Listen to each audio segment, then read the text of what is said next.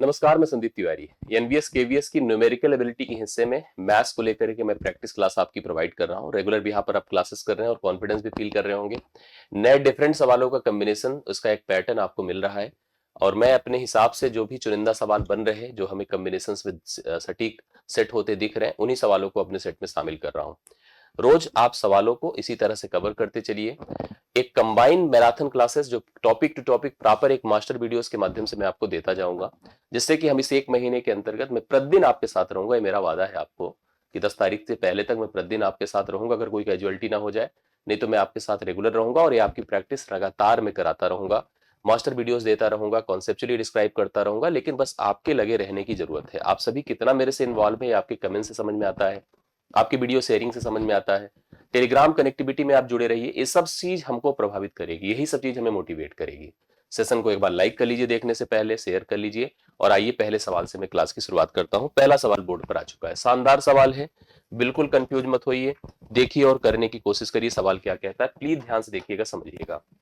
X का मान दिया है, वाई का मान दिया है, ठीक है। ये वाई का मान है, ध्यान दीजिएगा इस बात को। अभी ये वाई बराबर है दैट इक्वल टू 0.4 का होल स्क्वायर, गलत लिखा है इसमें। और जेड का मान आपके पास दिया, तो मतलब हमारे पास देखिए, लिखने को लिख देता हूं, 0.25 की पावर 1/2 है, ठीक है। एक प्रकार से वर्गमूल कह रहा है, इसका हमसे वर्ग कह रहा है, करेक्ट। और इससे हमारे पास जेड की वैल्यू जो है 0.216 है और इसका घनमूल कह रहा है। अब इसने हमसे पूछा कि इसमें से बड़े छोटे के क्रम में देखिए जो हमारे पास अरेंजमेंट दिया है, उसमें किस हिसाब से कौन सेट हो रहा है, ये हमको बताना है। फर्स्टली मैं बता दूं कि इसका वर्गमूल क्या होगा। दरअसल ये पूर्ण वर्ग संख्या है और साथ साथ दशमलव के स्थान जो है 2 प्लेसेस पर, मतलब इवन प्लेसेस पर है।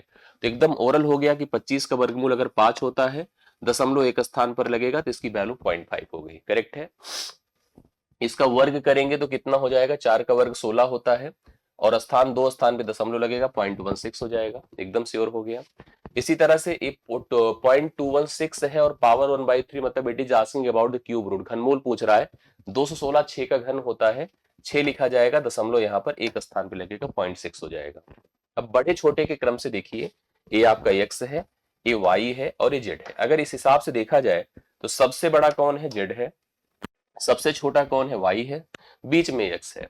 सीक्वेंस के अकॉर्डिंग देखिए, जैसे इसने लिखा Y is greater than X, क्या वाई एक्स से ग्रेटर है, बिल्कुल भूल जाइए, ठीक है। X is greater than Y, X तो वाई से बड़ा है, एकदम सही है। लेकिन क्या वाई जेड से बड़ा है, गलत है, ये भी गलत हो गया। Z is greater than x, बिल्कुल जेड ग्रेटर है एक्स से, ये सही है। मतलब 0.6 जो है वो ग्रेटर है 0.5 से, और 0.5 ग्रेटर है वो 0.16, एकदम सही। सी विकल्प आपका राइट सोल्यूशन होगा। अगर आप इस सवाल को देख पा रहे तो एकदम करेक्ट आंसर सी ऑप्शन हो जाएगा। Z is greater than Y X है और X is greater than Y है, सी ऑप्शन आप लोग करेक्ट नोट कर सकते हैं। सवाल आपका डन होता है। दूसरे सवाल पर आई, देखिए ये सवाल भी बहुत इंपॉर्टेंट है। आपको नॉर्मल वर्गमूल तो समझ में आता होगा, ऐसा वर्गमूल क्या आपने किया है, लिखा है 33 - 4 रूट 35। देखो करने का तरीका है, इसका मतलब आप ऐसे कभी लिखा रहे तो भी मानिए एक बात वही कर रहा है, वर्गमूल ही पूछ रहा है। हम इसका वर्गमूल करने का तरीका आपको समझाते हैं। एक तो तरीका है कि भाई, अगर जैसे हम आपसे कह दें कि 4 का वर्गमूल क्या होगा, तो आप कहोगे सर क्योंकि 2 का वर्ग 4 होता है, इसलिए इसका वर्गमूल 2 होगा। जिस जो वर्गमूल होता है उसी का वर्ग ही तो ये नंबर आपका होना चाहिए। मतलब इस नंबर को पूर्ण वर्ग के फॉर्म में सोचिए, पूर्ण वर्ग के सामने तो किसका वर्ग है, यही अगर सेट हो जाए तो मामला कंफर्म हो जाए। मतलब अगर आपको कुछ नहीं आता है तो विकल्पों का वर्ग कर डालिए, वर्ग का फार्मूला आपको पता होगा, उस आधार पे जो जस्टिफाई कर जाए वही आंसर है। जैसे अगर हम ऑप्शन से जाएं, देखिए कैसे हमारा सेट होगा। भाई अगर a - b का होल स्क्वायर आपने पढ़ा है, भाई दो ही का वर्ग लगेगा, या तो a - b का होल स्क्वायर या तो a + b का होल स्क्वायर, जिसका मतलब होता है a square plus B square minus 2ab। और सबसे इंपॉर्टेंट बात, बीच में माइनस है तो -2ab होगा, तो प्लस वाला तो वैसे भी काम नहीं करेगा, बी तो वैसे भी नहीं आएगा। ए सी डी में ही पॉसिबिलिटी बनेगी। 7 का वर्ग करेंगे, रूट 7 का 7 होगा, प्लस लगेगा, 2 दूना 4 पंचे 20 होगा। भाई 5 का वर्ग, रूट 5 का तो 5 ही होगा, और 2 का वर्ग 4, 4 पंचे 20, 7 27 होता है, जबकि यहाँ 33 है, तो पहला विकल्प नहीं होगा। इसकी तरफ चले आइए, ये है 7 का वर्ग 7 ही होगा, रूट 5 का 5 होगा, 7 5 12 होगा, जो भी नहीं पॉसिबल होगा क्योंकि यहाँ 33 है। अब इसको और देख लीजिए तो कंफर्म हो जाए, 2 का वर्ग 4, 4 गुणे 7 28 हो गया, और 5 यहाँ पर अपने पास हो जाएगा, 28 5 33, यही एकदम मैच कर रहा है। आगे देख लीजिएगा क्या होगा, -2 × 2 √7 × √5, करेक्ट है। तो 7 पचे 35 होगा, 2 दूना 4, तो 4 रूट 35, एकदम डी ऑप्शन आपका करेक्ट आंसर हो जाएगा। ये सबसे बेस्ट तरीका है इसको फॉलो करने का, इसका आंसर निकालने का। वर्ग करके डिफाइन करिए, जिससे हम बीच का टर्म देखा करिए, बीच में हमारे पास माइनस है तो माइनस में ही आएगा, प्लस है तो प्लस में आएगा। हम लोग इसको ऐसे ही सेट करते हैं और यही तरीका इसका सेट हो पाता है। जैसे मुझे करना होता तो मैं इसको ब्रेक करता, रूट 7 और रूट 5 में ऐसे ब्रेक करता, समझ रहे हैं। 2 इसके साथ सेट कर देता। अब 2 इसके साथ सेट करने का मतलब एक 2 और है, तो 2 इसको ए मानिए, इसको बी मानिए, एक 2ab बन गया, ए वाला टर्म। तो ए का मतलब ए वर्ग और ए बी का वर्ग, 35 के बराबर हो रहा है कि नहीं, जोड़ में हो गया अपना काम। इसी तरह सेट करते हैं। ये सवाल भी बहुत शानदार है और अक्सर कंफ्यूजन का विषय भी है, ये भी ध्यान दीजिएगा। मतलब इतना आसान नहीं है कि लोग इसको तुरंत देखें और बता लें आंसर कितना हो पाए, थोड़ा ध्यान से क्लियरिटी दिखाइए। रूट के अंदर 0.3 का होल स्क्वायर, 0.21 का होल स्क्वायर, 0.065 का होल स्क्वायर, इधर नीचे चले आए 0.003, मतलब एक प्रकार से 100 से भाग है। इधर भी 0.0, मतलब यहां पर आपका 10 से, मतलब एक तरह से अगर नोटिस किया जाए, जो हमारे पास पॉसिबिलिटी बन रही है, जिस तरह के सवाल की बात की गई है, 0.3 है। अब देखो दशमलव कितने स्थान पे सेट हुआ, दशमलव अगर देखा जाए तो यहाँ पर भाई वर्ग था, ए भी वर्ग था, ए भी वर्ग था। तो अगर देखा गया तो यहाँ पर एक्चुअली थोड़ा सा, जैसे यहाँ पर इस सवाल की वर्डिंग को डिफरेंट किया गया है, मैं आपको करेक्ट करा देता हूं, आप इसको सेट कर लीजिएगा। ये 0.03 होगा, इसलिए होगा क्योंकि दशमलव एक एक स्थान ही ट्रांसफर हो सकता है, तो इसलिए आप इसको करेक्ट कर लेना, सवाल में यही रहेगा 0.03 रहेगा। ठीक है, मैं इसलिए बोल रहा हूं क्योंकि देखिए यहां पर एक स्थान था तो एक ही स्थान शिफ्ट और करिए, यहां 2 था तो एक स्थान शिफ्ट हुआ नीचे वाले में, ऐसे 3 था तो एक स्थान शिफ्ट हुआ, तो इस आधार पर सेट सवाल होगा। आपको बता दूं, ये क्लियर कर लीजिए। अब ऊपर नीचे काटने की भी कोई गुंजाइश नहीं है कि कट सकता है, नहीं, तभी कर सकता है जब ऊपर नीचे सेम हो। सेम कैसे होगा, सेम कॉमन लेने से होगा। कॉमन किसमें, अगर हम ऊपर कॉमन ले लेते हैं, जैसे क्या कॉमन करेंगे बताइए, आप बताइए। कॉमन लेना मतलब भाग देना। जैसे अगर मैंने इसको यहां से, मैंने अगर जैसे क्या कॉमन कर लिया, 10 कॉमन कर लिया, क्या कॉमन कर लिया, 0.3 से अगर 10 कॉमन कर लिया, तो 0.3 से 10 को भाग, 10 से भाग करिए तो 0.03 हो जाएगा। बोली होगा कि नहीं। अब 10 तो कॉमन होगा क्योंकि वर्ग है, तो 10 गुणे 10 कॉमन होगा, और इसमें नहीं, सब में कॉमन होगा। तो मैंने एक प्रकार से 100 कॉमन कर लिया, 100 कॉमन कर लिया। 100 जैसे ही कॉमन किया, मतलब एक प्रकार से मैंने ऐसे लिखिए तो आपको कंफर्म होगा, 10 का वर्ग आपने कॉमन किया, 10 का वर्ग कॉमन किया, जैसे ही कॉमन किया तो निश्चित तौर पे आपका 0.03 हो जाएगा। ठीक है, होल स्क्वायर अभी लगा रहेगा ऐसे ही।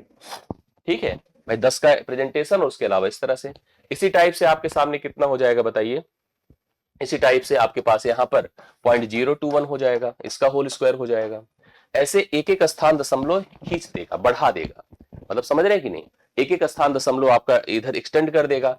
हम क्योंकि 10 निकाल रहे हैं, लेकिन 10 निकालने का मतलब हम प्रत्येक से, दरअसल ये जो वैल्यू है आपके सामने जो आपके प्रेजेंटेशन में है, ये आपकी वैल्यू कितनी है, मतलब यहाँ पर 0.3 का होल स्क्वायर है, तो मैंने 10 कॉमन कर लिया 3 से, लेकिन वर्ग लगा है तो इसलिए 10 की जगह पर 100 कॉमन होता दिखेगा।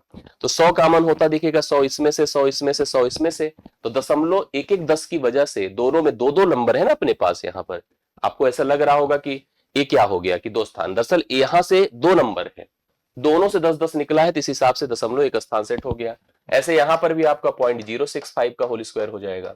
करेक्ट है, नीचे चले आइए, सेम उसी तरह से सेम वही वैल्यू आपको दिखेगी, 0.03 का होल स्क्वायर, 0.03 का होल स्क्वायर, इधर चले आइए 0.021 का होल स्क्वायर ना, और आगे देखिए 0.0065 का होल स्क्वायर, ये आपका हो गया। अभी पूरा का पूरा इससे खत्म होगा, तो रूट 10 का वर्ग है, 10 का वर्ग मतलब 100, 100 का वर्गमूल 10 हो जाएगा।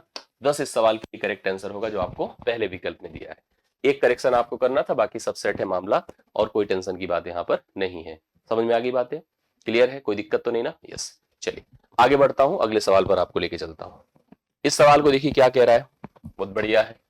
ए और बी का रेशियो दिया है, बी और सी का रेशियो दिया है, सी और डी का दिया है, डी सी का भी आपको, और D C B A find करना है।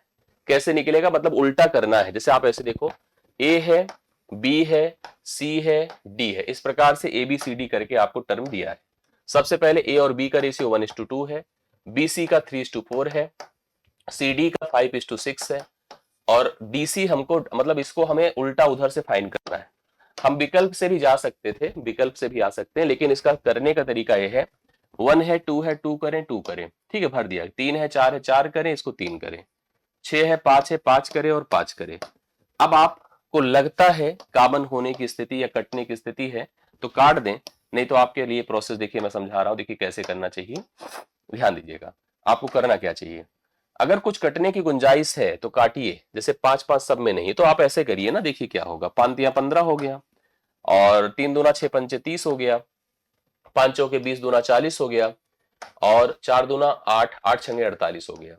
कुछ कटने की गुंजाइश हो तो जरूर काटे, नहीं तो उल्टा करना होगा, डी ए है, डी के बाद सी है, बी है, ए है, तो डी सी बी ए करेंगे तो 48 40 30 15, 48 40 30 15 इसका राइट सोल्यूशन होगा।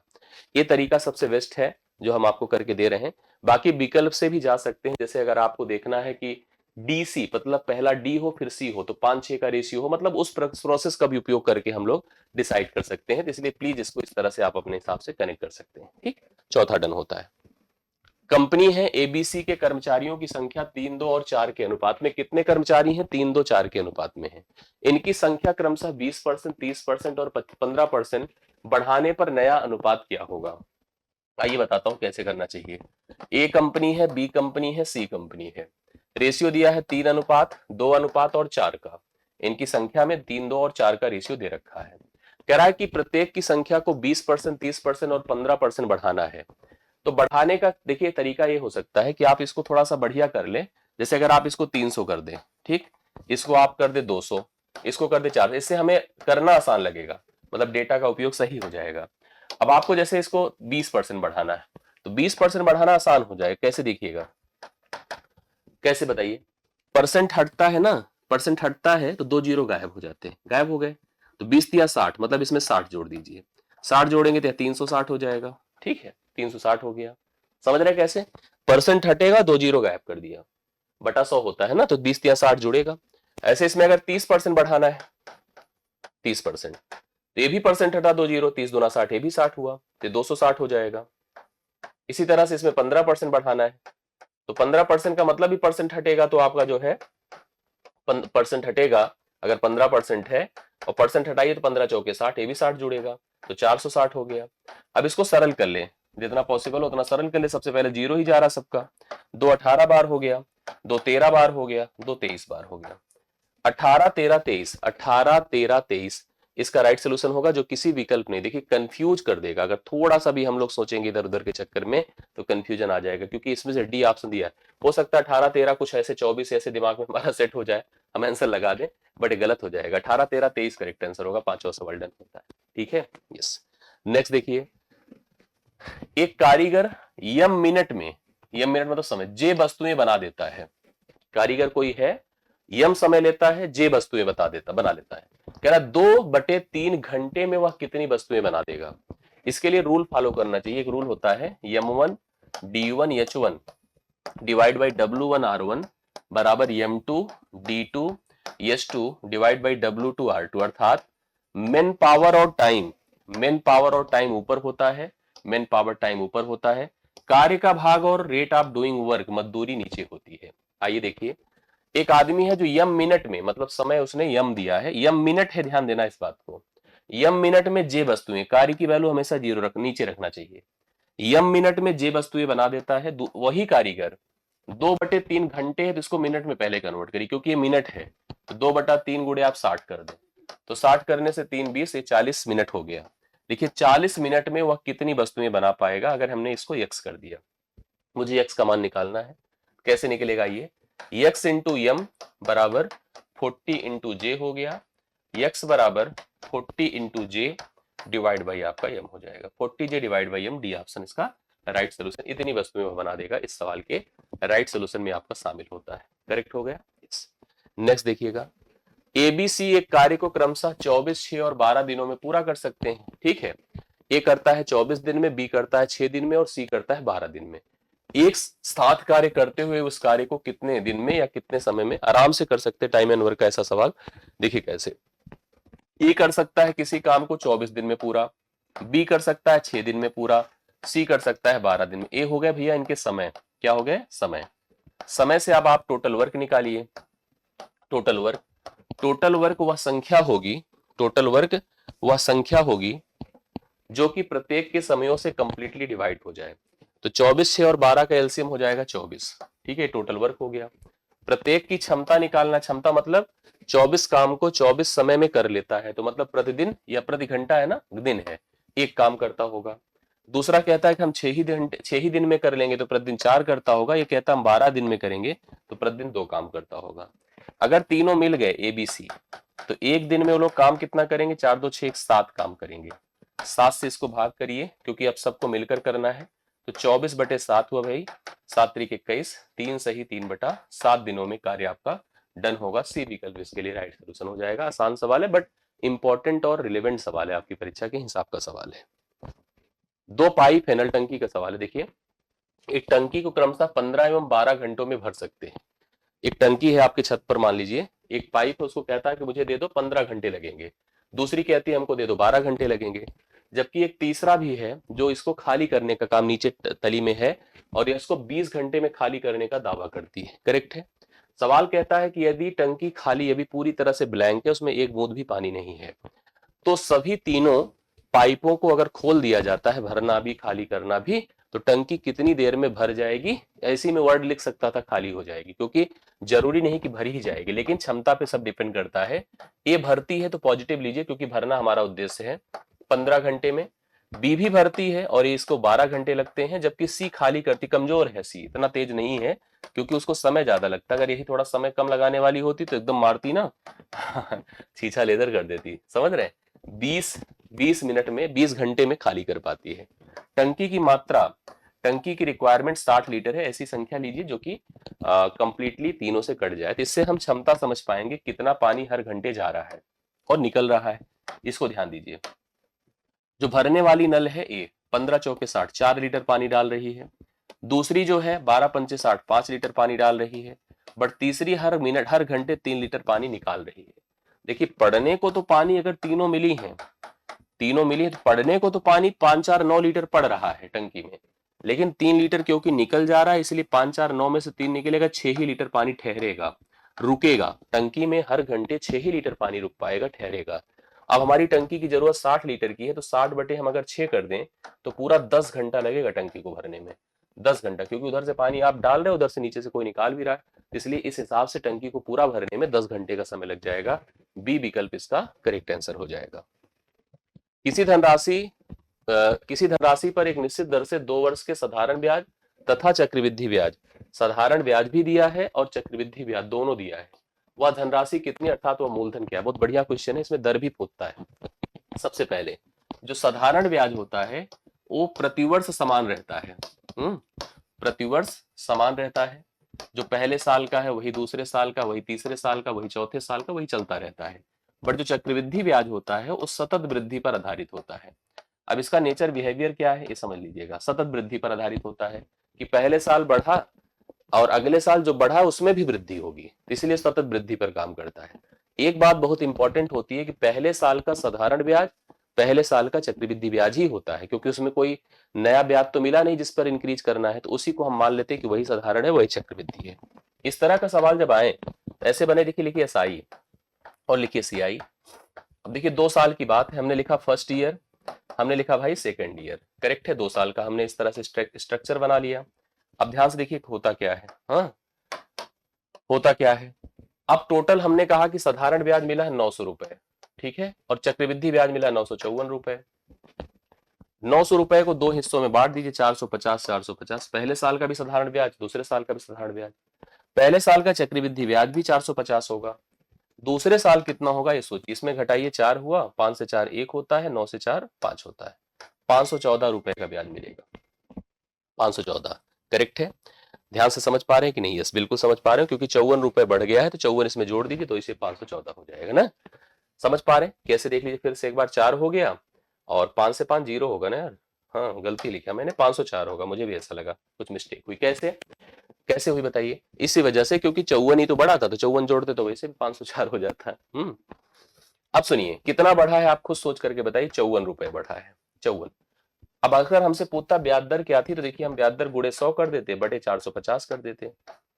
ठीक है, ऐसे खत्म हो गया। 9 पचे 45, 9 छंगे 54 होता है। 5 दूना 10, 6 दूना 12%। जो ब्याज दर हमारी है वो 12%। अगर पूछता तो 12% की ब्याज दर। अब सुनो, ब्याज दर मेरी है 12%, ठीक। एक वर्ष का ब्याज, एक वर्ष का समय लीजिए, एक वर्ष का एसआई बताओ कितना है, एक वर्ष का एसआई 450 है ना। हमसे अगर प्रिंसिपल फाइंड करने को कहे, देखिए हम कैसे निकालते हैं भाई। फार्म एक साल का 450 है, 2 साल का 900 है, तो चाहे 2 साल का 900 ले लीजिए, चाहे 1 साल का 450। 12 को 1 से गुणा करिए, 12% आया। 12% मतलब 4×3=12, 4×25=1200। ये आपका क्या है, ये आपका साधारण ब्याज है और ये प्रिंसिपल है, ठीक है। तो साधारण ब्याज मेरा कितना है 450, और प्रिंसिपल कितना, यही फाइंड करना। 3 से काटे इसको, 15×3=150 हो गया, 25 से गुणा करिए, शून्य हुआ, 25×5=125, 12, 25×1=25, 12, 37, कितना हो जाएगा 3750। डी विकल्प इसका राइट सोल्यूशन है, यही आपका मूलधन रहा। ठीक, इस तरह से इसको ट्राई कर सकते हैं। बढ़िया सवाल था, दर भी पूछ सकता था आपसे सवाल में, क्लियर, दर भी पूछ लेता तो भी आपको इसी तरह से दर निकाल लेना होता, दर भी निकल जाता। ठीक, तो ध्यान देना इस तरह के सवालों को आप लोग। 3600 की राशि को 2 भागों में बांटना है इस प्रकार कि 5% वार्षिक, ध्यान देखिएगा, 3600 की राशि को 2 भागों में इस प्रकार विभाजन करें, विभक्त करें कि पहले भाग पर 5% का वार्षिक दर से 3 वर्ष का साधारण ब्याज, दूसरे भाग पर 6 सही 1/4% वार्षिक दर से 4 वर्षों के साधारण ब्याज आपस में बराबर हो। ये राशियां क्रमशः कितनी है। अगर इन राशियों को हम अनुपात में कन्वर्ट कर दें तो डिसाइडेबल है। पहली राशि को ए मानिए, दूसरी राशि को बी मानिए। पहली राशि पर 5% का ब्याज है 3 साल का ना, 5% है 3 साल का 3 वर्ष का, बोलिए कितना, 5×15%, 15% ऑफ ए हो जाएगा, जो कि बराबर होगा, इस पर 6 सही 1/4% है और कितने समय का, 4 वर्ष है। ठीक है, 6 सही 1/4 भिन्न में बना ले, चाहे ऐसे लिख ले, अभी परसेंटेज बना रहे हैं। 6×4 = 24, 1 25/4 को जब 4 से गुणा करेंगे तो केवल 25% आएगा। सही है ना, देखिए कितना हो गया है, इसको सोचिए 24 1 25/4 हुआ, 4 से गुणा कर दें, 4 से कटा 25%, तो 5×15, 5×5=25, तो 3a = 5b। इसका मतलब a/b = 5/3। पहला भाग 5 है, दूसरा भाग 3 है, दोनों मिलकर 8 है। 8 = 3600, 1 = 8×4=32, 8×5=40, 450 है।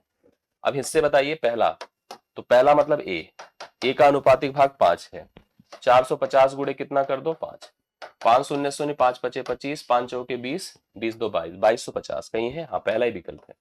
दूसरा भाग देखिए बी का निकालना है, 450 गुणे आप कितना कर दें 3, ठीक है, 45×3=135 होता है, 1350 होगा, तो पहले विकल्प को आप राइट सोल्यूशन मान लीजिए। यही सवाल का करेक्ट आंसर है और आशा करता हूं सबको कंफर्म हो गया। तो आपका टारगेट पूरा हुआ, 10 सवाल कंफर्म होते हैं। जैसा मैंने बताया कि कंप्लीट मैराथन, कंप्लीट कॉन्सेप्ट और प्रॉपर प्रैक्टिस, रेगुलर प्रैक्टिस, यही आपके इस तैयारी का पार्टिसिपेशन मेरी तरफ से रहेगा, जो रेगुलर चलता रहेगा बिफोर द एग्जामिनेशन। सेशंस को सब्सक्राइब, लाइक करते रहें, चैनल को सब्सक्राइब करते रहें, जुड़े रहें रेगुलर बिहाफ पर।